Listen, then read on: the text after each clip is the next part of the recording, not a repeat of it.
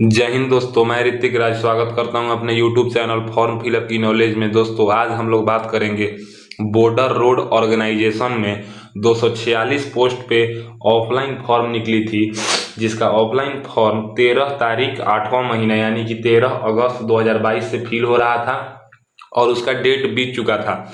लेकिन उस 246 पोस्ट को क्या किया गया है कि उसमें पोस्ट बढ़ा दिए गए हैं। 246 को 328 पोस्ट बना दिया गया है और एप्लीकेशन डेट भी बढ़ा दिया गया है।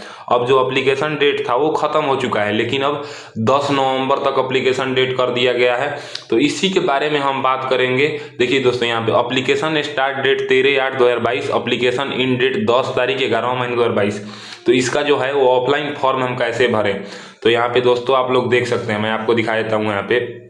यहाँ पे देखिए इसमें कितने प्रकार के पोस्ट हैं। कुल अलग अलग लगभग 10 प्रकार के पोस्ट हैं, आप लोग देख सकते हैं। ड्राफ्ट्समैन का है, सुपरवाइजर एडमिन का है, सुपरवाइजर स्टोर का है, सुपरवाइजर चीपर का है, हिंदी टाइपिस्ट का है, ऑपरेटर कम्युनिकेशन का है, इलेक्ट्रीशियन का है, वेल्डर का है, MSW ब्लैक स्मिथ का है, MSW कुक का है। तो इसमें देखिए जो 10वां नंबर पोस्ट है MSW कुक, इसमें 133 पोस्ट पे वैकेंसी है।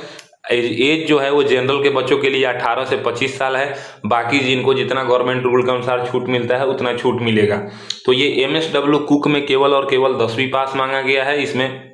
और यहाँ पे 5 नंबर में देखिए हिंदी टाइपिस्ट में 10 पोस्ट हैं, इसमें केवल 12th पास मांगा गया है और 30 वर्ड पर मिनट मांगा गया है। आप ये देख लीजिए, सीरियल नंबर आप देख लीजिए। यहाँ पे ड्राफ्ट्समैन का 1 नंबर सीरियल है, सुपरवाइजर का 2, इसका सुपरवाइजर स्टोर का 3, सुपरवाइजर चीपर का 4, हिंदी टाइपिस्ट का 5, ऑपरेटर कम्युनिकेशन का 6। ऐसे देख लीजिए यहाँ 10 तक 10 प्रकार के अलग अलग भिन्न पोस्ट हैं।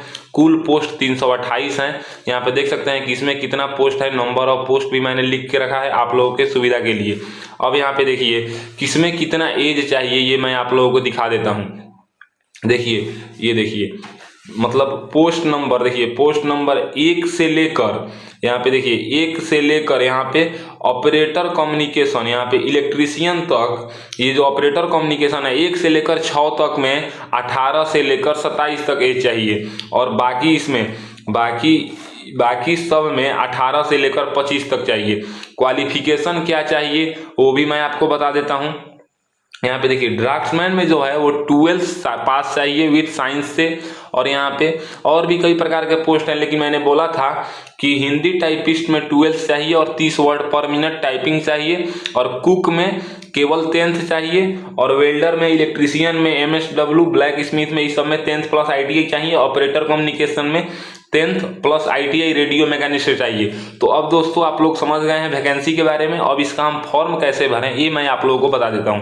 तो ये रहा हमारा एप्लीकेशन फॉर्म। इसको आप सबसे पहले आपको प्रिंट निकाल लेना है। अगर आपके पास एप्लीकेशन फॉर्म नहीं है तो मैं अपना डिस्क्रिप्शन में मोबाइल नंबर दे दूंगा, टेलीग्राम ग्रुप का लिंक दे दूंगा, आप कहीं से भी ले सकते हैं। अगर वहां से भी नहीं ले सकते तो BRO गूगल से सर्च करके आप वहां से डाउनलोड कर सकते हैं एप्लीकेशन फॉर्म। देखिए इसका एडवर्टाइजमेंट नंबर जो है वो 03/2022 है। ये एप्लीकेशन फॉर्म आप लोग प्रिंट कर लीजिएगा। आप जिस पोस्ट के लिए आप फॉर्म अप्लाई करना चाहते हैं मैं आपको बता देता हूं। यहाँ पे देखिए 10 अलग अलग प्रकार के पोस्ट हैं। 10 पोस्ट में से आप जिस पोस्ट के लिए अप्लाई करना चाहते हैं वो यहाँ पे लिख दीजिएगा। उसके बाद बोल रहा है कि एडवर्टाइजमेंट नंबर में serial number of post in advertisement number. Advertisement number में आपका पोस्ट किस सीरियल नंबर पे है, तो हम कुक में अप्लाई कर रहे हैं, कुक 10 नंबर पे है। अगर आप हिंदी टाइपिस्ट में अप्लाई करना चाहते हैं तो वो 5 नंबर पे है। इसमें किसी भी प्रकार का एक्सपीरियंस नहीं मांगा जा रहा है, तो हम यहाँ पे 10 लिख देंगे। एक पासपोर्ट साइज फोटोग्राफ चिपकाएंगे रंगीन। यहाँ पे बोल रहा है signature of candidate covering sign on the photo, मतलब जो फोटो पर भी साइन हो। और यहाँ पे 4 नंबर में देखिए कैटेगरी बोल रहा है, आप जिस कैटेगरी से आ रहे हैं उस कैटेगरी को टिक कर लीजिएगा। उसके बाद यहाँ पे 5 नंबर में आपके पास क्वालिफिकेशन में से 10वीं पे अप्लाई कर रहे हैं तो 10वीं में कितना % नंबर है ये लिखिएगा। अगर आपके NCC सर्टिफिकेट है या कोई भी प्रकार का है तो यहाँ पे वो लिख के कुल ऐड करके लिखिएगा। तो मुझे केवल और केवल मैं 10वीं हूँ, उसके अलावा कुछ नहीं किया हूँ, तो यहाँ पे कुल टोटल 10वीं का % लिख देना है। क्या आप माइनॉरिटी कम्युनिटी से बिलोंग करते हैं तो इसको यस या नो टिक कर लीजिएगा। उसके बाद अगर आप EWS से आते हैं तो इसको यस या नो कर लीजिए। अगर आते हैं तो यस, नहीं आते हैं तो नो। अगर यस कीजिएगा तो आपको सर्टिफिकेट भी लगाना पड़ेगा। 8 नंबर में कैंडिडेट पूरा नाम अपना लिखिएगा, मुझे जो खंड बनाया है इसमें पहले अपना फर्स्ट नेम, फिर एक खंड छोड़ के मिडिल नेम, फिर एक खंड छोड़ के लास्ट नेम 10th के सर्टिफिकेट के अकॉर्डिंग। फिर 9th नंबर में अपने पिताजी का नाम लिखना है, वो भी 10th के सर्टिफिकेट के अनुसार ब्लॉक लेटर में। उसके बाद यहाँ पे 10वें नंबर में अपना डेट ऑफ बर्थ लिखना है। डेट ऑफ बर्थ की हम बात करें तो जैसे आप जिसे ईयर मंथ और जो डेट मंथ ईयर में लिखना है। और यहाँ पे देखिए परमानेंट एड्रेस लिखना है पिन कोड के साथ, फिर प्रेजेंट एड्रेस लिखना है 12 नंबर में, वो भी पिन कोड के साथ। अब ये हो गया पहला पेज, हमारा एप्लीकेशन फॉर्म फिल हो गया। अब यहाँ पे हम दूसरे पेज की बात करें तो यहाँ पे देखिए दूसरे पेज में एप्लीकेशन फी डिटेल्स। तो जो फी पेमेंट करना है वो 50 रुपए का, जनरल ओबीसी ईडब्ल्यूएस कैंडिडेट को 50 रुपए का फी पेमेंट करना है।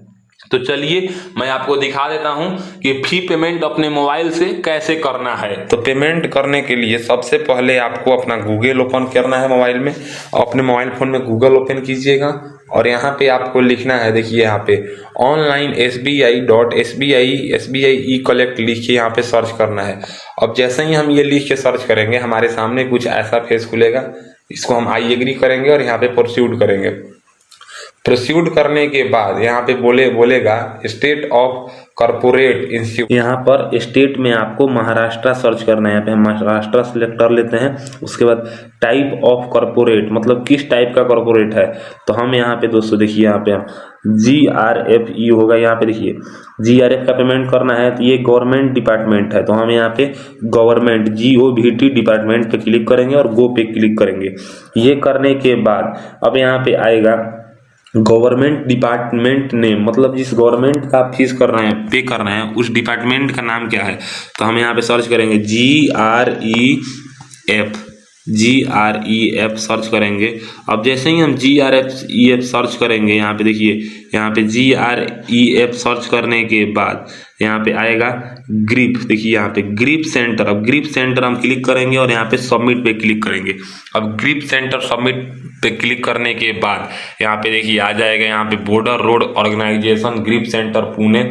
अब यहाँ पे सिलेक्ट कैटेगरी में हम यहाँ पे रिक्रूटमेंट फी सिलेक्ट करेंगे। यहाँ पे देखिए रिक्रूटमेंट फी सिलेक्ट करेंगे और रिक्रूटमेंट फी सिलेक्ट करने के बाद अब यहाँ पे हम अपना नाम फिल करेंगे, फिर यहाँ पे अपने पिताजी का नाम फिल करेंगे, फिर यहाँ पे अपना नेशनलिटी फिल करेंगे, फिर यहाँ पे अपना डेट ऑफ बर्थ फिल करेंगे, फिर मोबाइल नंबर फिल करेंगे, फिर जो आपका एड्रेस है वो एड्रेस फिल कीजिएगा।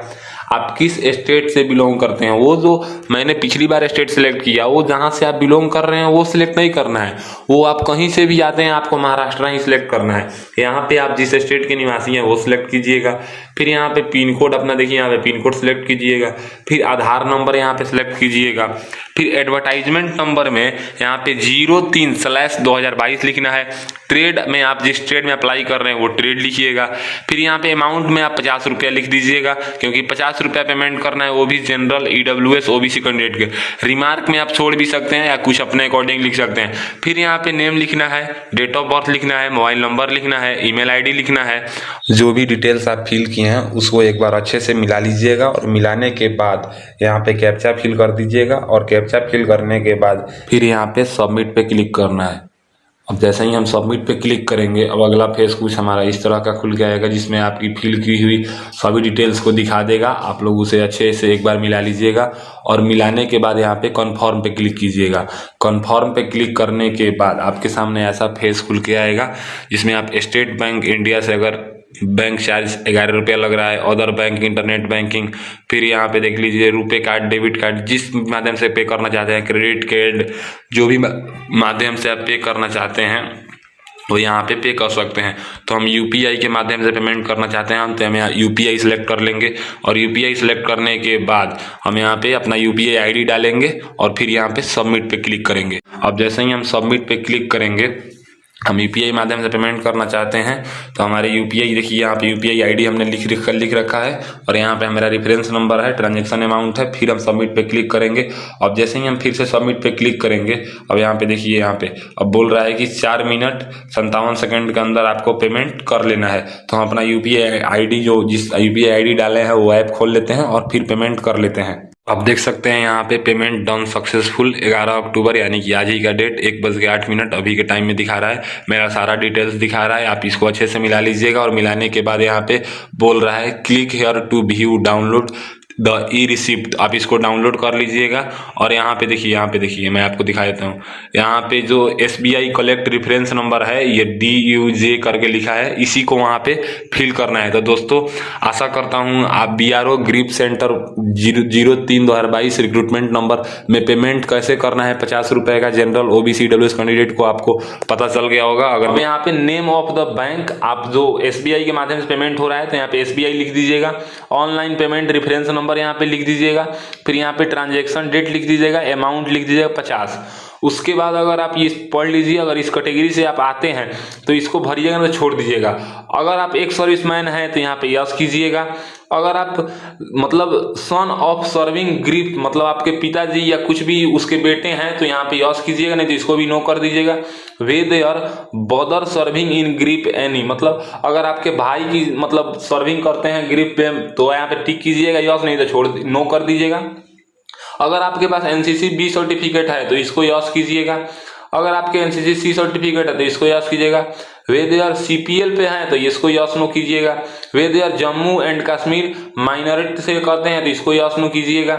उसके RU स्पोर्ट्समैन, अगर आप स्पोर्ट्समैन हैं तो इसको कीजिएगा।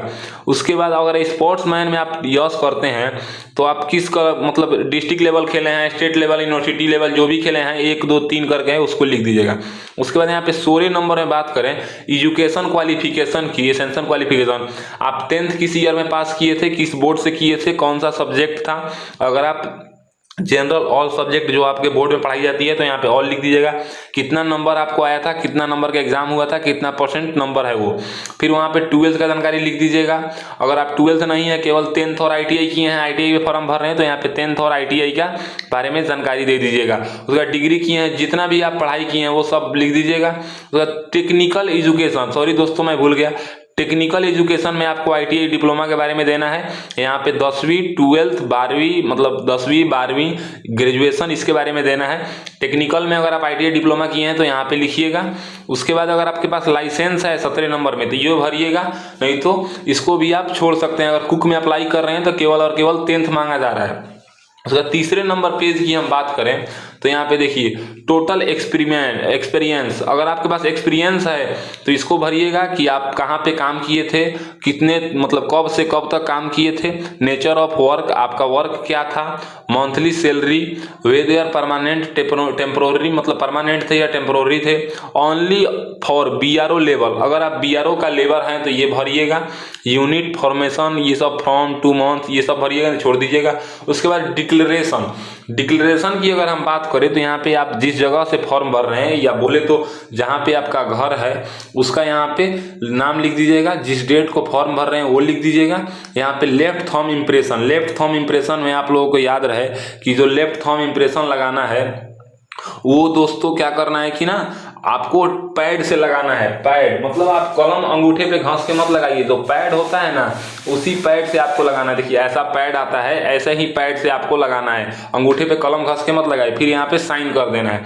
अब इस तीसरा पेज भी हम लोगों का फिल हो गया। अब चौथे पेज की हम बात करें दोस्तों तो यहाँ पे देखिए ये है एडमिट कार्ड। यहाँ पे एक पासपोर्ट साइज फोटो चिपका दीजिएगा और फोटो चिपकाने के बाद यहाँ पे अपना नाम लिख दीजिएगा और यहाँ पे अपने पिताजी का नाम लिख दीजिएगा। यहाँ पे अपना विलेज लिख दीजिएगा, यहाँ पे तहसील लिख दीजिएगा, यहाँ पे स्टेट लिख दीजिएगा, फिर यहाँ पे पोस्ट ऑफिस लिख दीजिएगा, फिर यहाँ पे डिस्ट्रिक्ट लिख दीजिएगा, फिर यहाँ पे पिन कोड लिख दीजिएगा, फिर यहाँ पे साइन कर दीजिएगा, फिर यहाँ पे लेफ्ट थंब इम्प्रेशन दे दीजिएगा। उसी पैड से कलम को अंगूठे पे घिस के नहीं दीजिएगा। ये सब करने के बाद ये हमारा 4 पेज का एप्लीकेशन फॉर्म है, इसको हम अच्छे से फिल कर लेंगे।